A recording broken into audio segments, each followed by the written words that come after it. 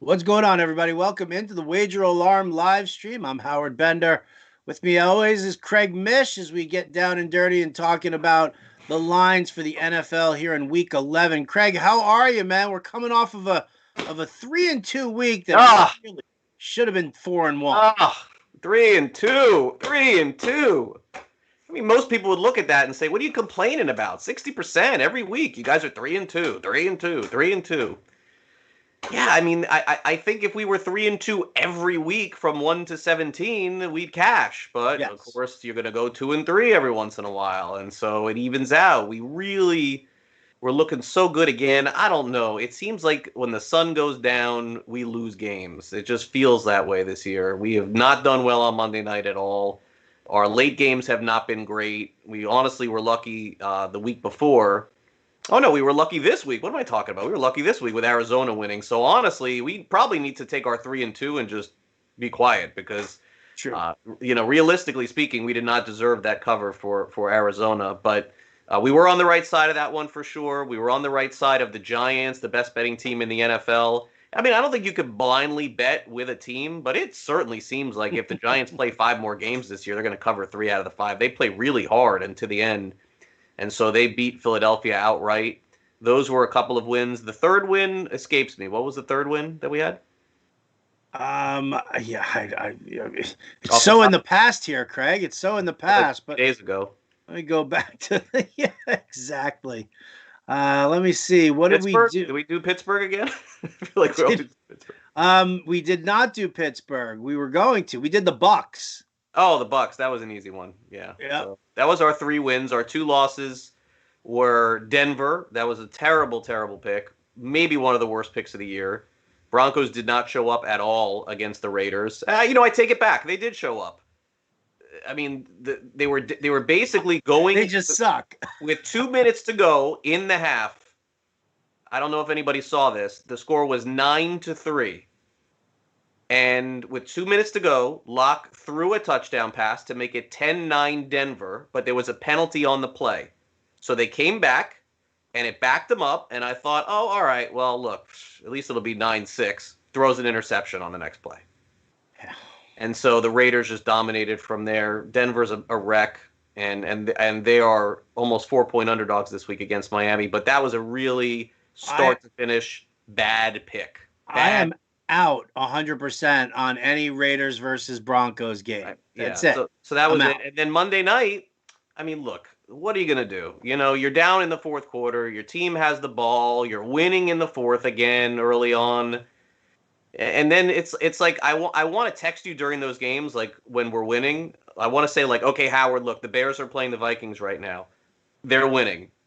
What would you pick? Would you want to switch to Minnesota? The answer is no. If you're winning in the fourth quarter and you're getting points, you're going to win more than 50% of the time. But the Bears blew it, and we ended up 3-2. And 3-2, I know that there's probably a lot of people watching going 3-2, like that's good. I mean, 60% is a good. I know, but we're trying to be better. We're really trying to have a 5-0 week. We've had a 4-1 week, and so we'll give it another shot this week. And then, of course, Thanksgiving is next week, and so we'll see if we get involved in those games. Going to be hard to get involved in Thanksgiving games with these COVID situations. I got to say, I always love throwing a pick down on Thanksgiving. Usually, there's some value in one of those three games, Sure. but we take a huge risk if we do that, and then running into something on Sunday, and specifically I mean, just look as an example. Like, for example, tomorrow night, Seattle plays Arizona, and we have not picked a Thursday night game all year. Howard and I sort of think Seattle's going to win tomorrow. I don't know that we ever are so in sync on a game where, like, we kind of like the team and we may use the pick. But if we do that, we kind of have to eliminate some of the other games on the board because we don't know the situation. A perfect example is the Panthers and Lions and Carolina is -2.5 against the Lions. The line moved already. Now it's back down to 1.5 because I think Stafford's going to play. What if he doesn't? It could go up. It could go down. You don't know if Bridgewater is going to play. The Raiders have all these guys with COVID issues. You don't know if they're going to be back. And so it's really hard to pick the Thursday night game. So we just haven't done it this year. Yeah, I mean, listen, there are more situations than that even that we're looking at. I mean, it's the Panthers quarterback, it is the Lions quarterback. It's COVID on the on this team with the Raiders, and then Drew Lock with the Miami Denver game. Is he going to play? Is he not going to play? They say that he's going to, play through it. And it's a tough one here. So yeah, I mean, the only way that I would say is if we looked at the lines for Thanksgiving next week and we liked all three. Yeah, That that's a was fair the only point, time. right? Yeah, If we or even liked all two. three, Honestly, even two. If we nailed two of those picks and we really felt good about them, then yeah. Or better yet, if the lines came out Wednesday and I don't know what is deadline Wednesday night? Probably it probably is for the Thursday picks. But if something happened where we got ourselves a free win with somebody being out, a quarterback being out, or something like that, maybe we would go that route. But I feel like we did do Thanksgiving. Did we? I feel like didn't we pick a Thanksgiving game a couple years ago? I feel like we did. I Yeah. think I think we did. I think we won. But then you go into the weekend and it's very unclear. And in this day and age of COVID, the Thursday night games have been picked less in the Super Contest than any year that I've ever been a part of it, just because of that reason. So anyway, Thursday night Seattle does play Arizona. I personally like Seattle in this game. I Yeah, me do. too. And I know that they've struggled. I know they haven't played well. Murray's playing out of his mind. I think you have to ask yourself this question: are they making? Is this line all about one game really last week, where Seattle played horrible and Arizona wins in the last second? Because I got to tell you that if Seattle plays close last week and loses, and Arizona loses with that Diggs catch in the end zone, The this five and a Seattle's half minus point five. line. Yeah. Seattle's -5 or 5.5 here. So this is basically telling you these two teams are even. I think Seattle's better than Arizona, so I would lean Seattle -3 for sure. Yeah, I would lean Seattle -3 as well. Carlos Hyde making his way back. He'll be the starting running back. Tyler Lockett's questionable for the game, but Yeah, but other guys. yeah, DK Metcalf, David Yeah, Moore, Moore and Swain, this rookie they have is good too. They'll be fine. perfectly fine with the weaponry for Russell Wilson. All right. Well, listen, if our bread and butter has been the 1 o'clock games, let's take a look at some of them. See if we Okay. like those. We bunch it up here, Craig, and instead of waiting until We later just on we to just go all in on the early games. right, just forget the disappointment in the afternoon and the Monday night sadness. It's no bueno. Right. So All right. All right. Browns Well, over the Cleveland. Eagles. Yeah, Cleveland plays Philadelphia. The line is 3 in the Super Contest. It's 3.5, so you could get a little hook there with Philadelphia. I've seen some support, and I also not only do I do this, but I listen to other people's opinion on games and podcasting and things like that. Before we get to this point on Sunday night, I try to follow what the lines are going to be when they come out because I want to be here when they move. There's not a lot of support for a ton of games this week. There is support for Philadelphia in this game. A lot of support. People think Philadelphia, is finally going to get off the hook and win. I don't know that I see it that way. I just don't think they're very good. But Cleveland's having a really hard time scoring points, and the weather is always a factor. And honestly, if the weather is bad again Sunday in Cleveland, it's going to look exactly like last week's game because Philadelphia and Houston more or less resemble the same offense to me. So, I mean, I suppose I would lean Philadelphia, but I don't have enough confidence in them though. I watched that game last week, and the one thing that I will say is this: you go 0 for 9 on third down conversions, that's bad luck. Next week, that's going to change. You'll go 3 for 8 or 4 for 7. It doesn't work like that all season long. It's like turnovers. It's a bad bounce. And third down conversions is not a. I don't think it's a skill. I think it's luck, especially when you're talking about 3rd and 2, 3rd and 3, and not getting it over and over again. So just a Well, lead. let me bust out my Jane you ignorant slut right now because the play is definitely Cleveland, and there's no way in hell I'm going to sit here and Yeah, take I the couldn't take Eagles. Philadelphia. I I couldn't. couldn't take the Eagles on this one at all. And you know what? The Browns had some trouble scoring in some lousy weather this past week. Yes, but guess who got Nick Chubb back? Guess who's rushed for over 100 yards? Yeah, Guess who and found his Huntley way too. Yeah. into the end zone? And I'll tell you, the pass rush for Cleveland against this offensive line for the Eagles, which is absolute trash. And you sat here on the last live stream, uh, crapping on Carson Wentz. Yeah, So well, I do, but again, it's a 3.5, not a 3. And my fear would be 2017 final, and we take Cleveland and lose. I just that the hook is always 17-10 at the worst. it bothers me 17-10 at there. the But worst. anyway, too much time on one game. We've already lost half our viewers. Okay, so Saints Falcons. We really are not sure what the situation with with New Orleans is quarterbacking. I don't trust anything that's being said. I think it's going to be different than what everybody thinks. And Atlanta's coming off a bye. They're getting 4.5 points. Historically speaking, these two teams play very close. Last week, the Saints just completely manhandled San Francisco, and I think Atlanta is an upgrade over San Francisco, and I think they can keep it closer. But I guess we'll get to Saturday and decide. My feeling in this game, I talked about this on my show today, where I think a lot of people are missing the boat on this. Taysom Hill came in goal line situations when Drew Brees, Hall of Famer, was a quarterback. If you don't think Taysom Hill is playing in like 40% of the snaps this week, you're out of your mind. This guy is going to play a lot this week. I think he may play just as much as Winston at quarterback. So, however you feel about Hill, that's a story for another day. I was not impressed at all with Winston Howard. He overthrew Michael Thomas several times. I'm going to give him the benefit of the doubt getting a full week of practice with the ones this week, but I got to tell you, I was not impressed at all with Winston coming into the game. It was a few short passes just to kind of get him feeling good, but he was forcing the ball in again, almost made some big mistakes. I didn't see anything different. Yeah, I mean, I didn't see a whole lot different with him. I'll give him that pass that he hasn't been practicing with the ones, and he came in cold for the game. I do agree with you that we will see more Taysom Hill than we probably should. I don't agree with that move. I mean, listen, if Taysom Hill is really worth that much, why aren't you starting him at quarterback anyway? Like, why did you bring in Jameis Winston? So, I don't know that they even know what they want to do there, but I think that Hill is going to play a lot. I think right. I'm just saying, Sean Payton's not going to tolerate the turnovers. That's the bottom line. Sean Payton's not going to tolerate the turnovers, and he's not going to want to lose this game, especially to the Falcons when he's fighting so hard for first place in that division. Yeah, they really need it. Yeah. I mean, and that's another thing to consider is that the Saints basically are a good team. The Buccaneers look like a great team, but the Buccaneers can't beat the Saints. So the Saints want to get that home field. They don't want to have to go to Tampa Bay and beat them 2 times in one season. It's not easy to beat a team 3 times in a row. I probably would take the Saints based on the way they dominated Tampa Bay, but just something to consider. Carolina and Detroit is pretty cut and dry for me. I would be on the Panthers if Bridgewater played. The Lions almost blew another game, and I don't think they're very good at all. But I would completely flip the script if I knew Stafford was going to play and this guy from the XFL was going to play for Carolina. That would tell me that, hey, Panthers fans, thank you for following us for the first 10 weeks of the season. We overachieved. We played very well. We had some exciting games. It is time now to shut it down.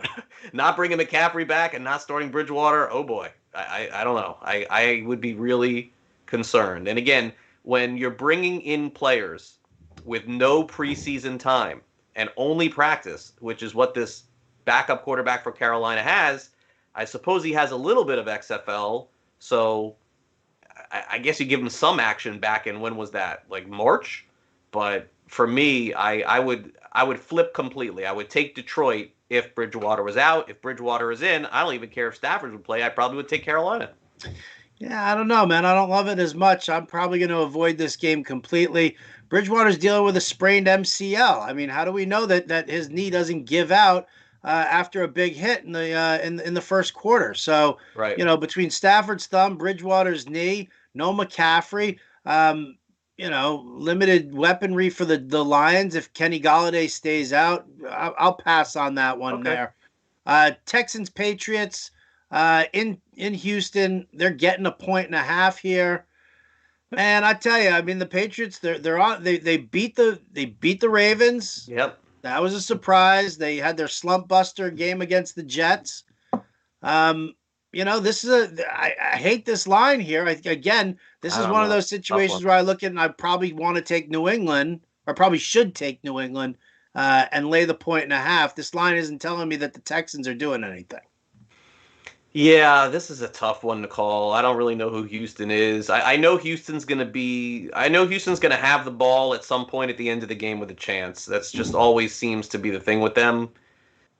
I don't know who New England really is. I'm not 100% sure. I suppose if you think about it, New England lost on the final play of the game to Buffalo with Cam Newton fumbling. They would have went to overtime. They could have won.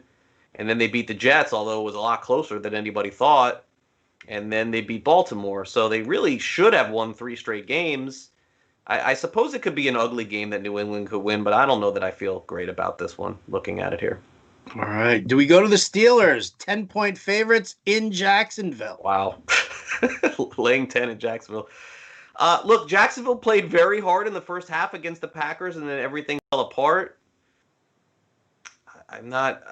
I think that the Steelers are just satisfied winning games anyway right now. I don't know. These lines just keep getting bigger and bigger, and they keep covering over and over again. The only game they didn't cover was Dallas, and it seemed like that woke them up, and then they just smashed Cincinnati last week. So I'm more comfortable sometimes taking a road favorite, I would say, than taking a home favorite, because this is kind of telling you that Pittsburgh is just going to throttle Jacksonville. So maybe this is one, but I don't know that I've ever wanted to lay 10 on the road or even at home. 10 points in an NFL game is so much. All right. Let's see. Just sticking with the card here that they gave us. Colts Packers. Colts Packers. Yeah. Yeah, I mean, look, this one is pretty obvious. Most people are going to take Green Bay, and I feel like I want to take Green Bay, getting points at the Colts. I'm not a believer in the Colts. I know they won last week. Their defense is great, no doubt. Their special teams is good, no doubt. There'll be a lot of support for Green Bay. My guess is, let me take a look at what the line is right now. I don't see this line going up. I could be wrong, but let me take a quick look here. The line is 2 right now.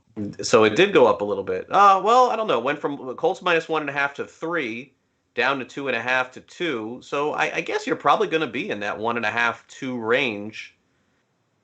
And I guess the right pick is the Colts. It doesn't feel like it, though. It feels like you should be taking the Packers. But the last time the Packers went up against a really good defense on the road, they faced the Bucs and got smashed. So maybe that's what ends up happening. I guess we'll check back on this game later.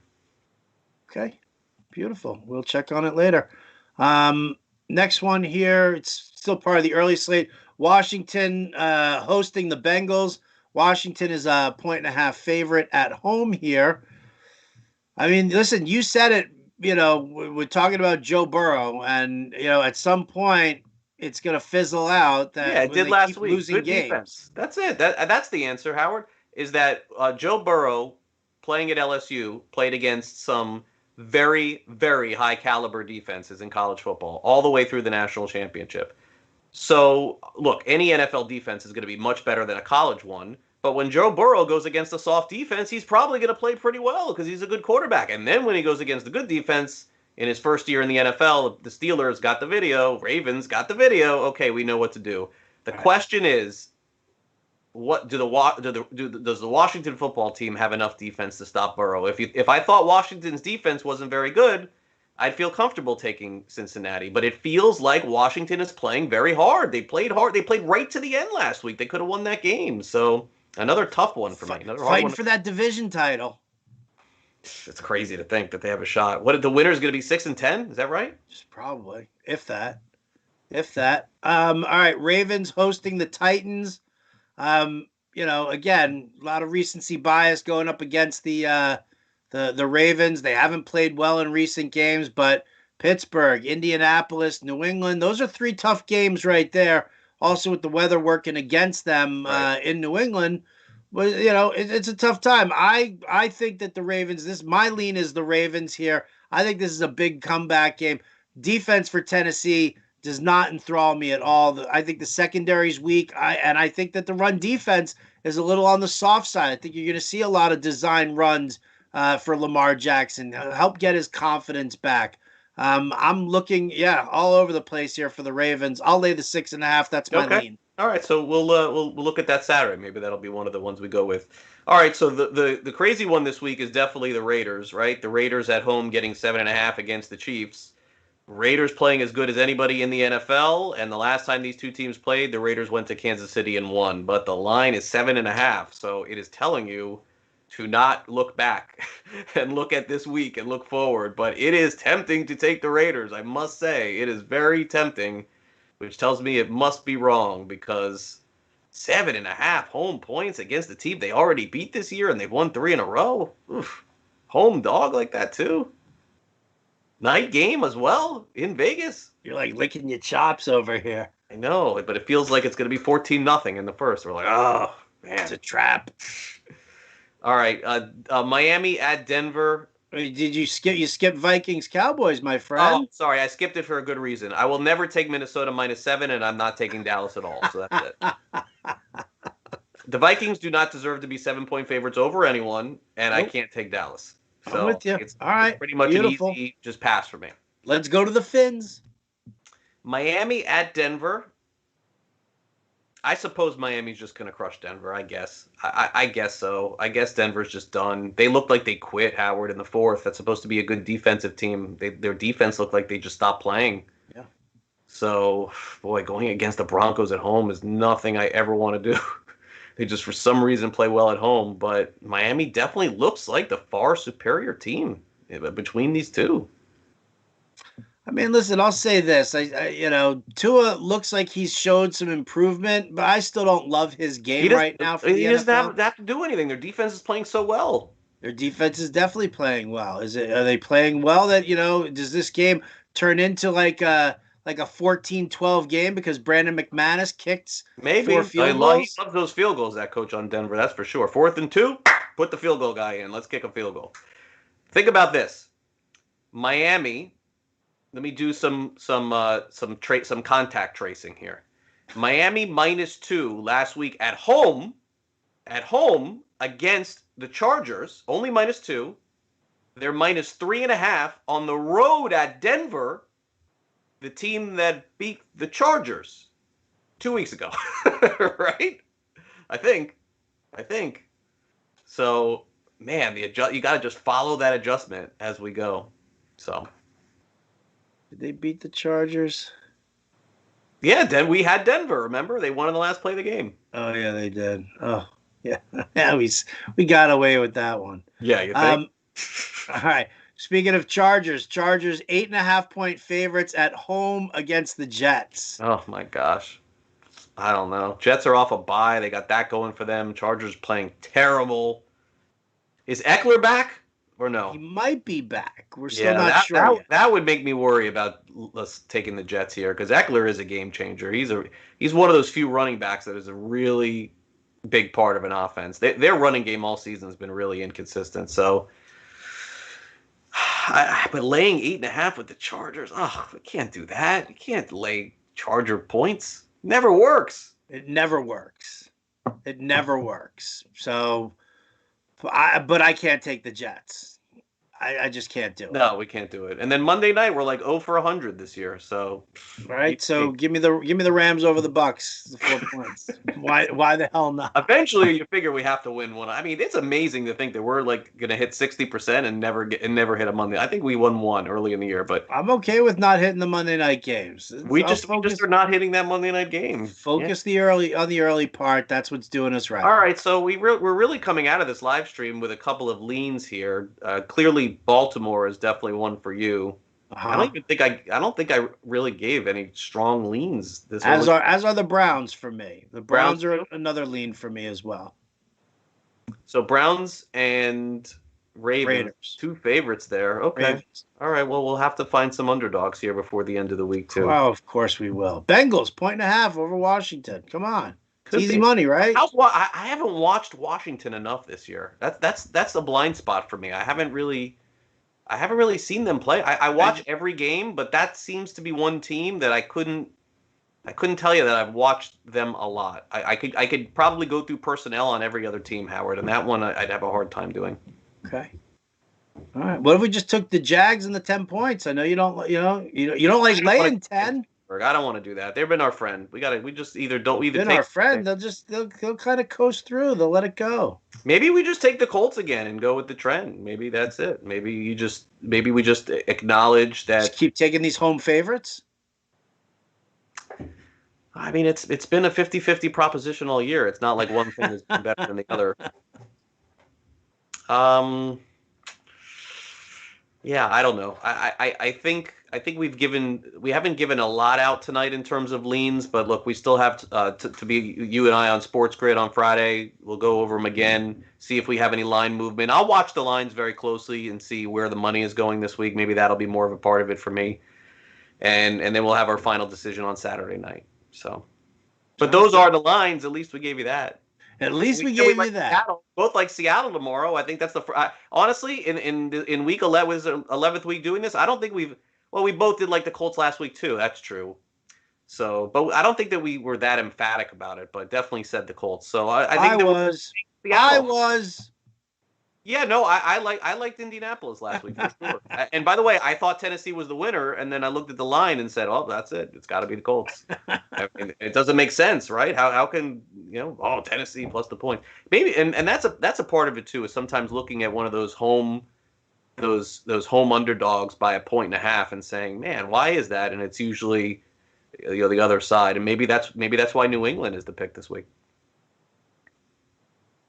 Maybe. All right. Well, there you go. That's what we got for you tonight. We'll track line movement, as Craig said, Friday on Sports Grid. Saturday night we're back here.